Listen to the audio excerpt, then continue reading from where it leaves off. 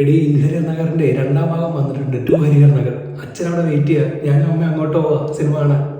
ആണോ? എടാ ഞങ്ങൾ എല്ലാവരും ഇന്നലെ വൈകിട്ട് പോയി കണ്ടു. നല്ല സിനിമയാടാ, നീ പോയി കാണും. ബൈ. സിനിമയിലെ വില്ലനെ അശോകനാ. അപ്പൊ എൻജോയ്. ചേട്ടാ ദൃശ്യം 2 സീറ്റ് ഫ്രണ്ടിലുള്ളോ? മതി.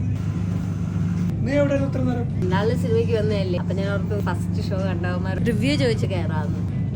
ഈ മോഹൻലാലാണ് ഒരുത്തനെ കൊന്നിട്ട് പോലീസ് സ്റ്റേഷനകത്ത് കുഴിച്ചിരുന്ന കഥയാണ്. നല്ല സിനിമയാണല്ലേ കേട്ടെ. ആടി പ്രേതപ്പടം കുറെ നാളിന് ശേഷം. എന്ത് പറ്റിയടി?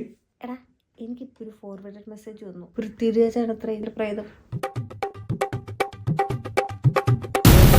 നമ്മൾ ഈ സിനിമയ്ക്ക് വന്ന പറഞ്ഞില്ലല്ലോ.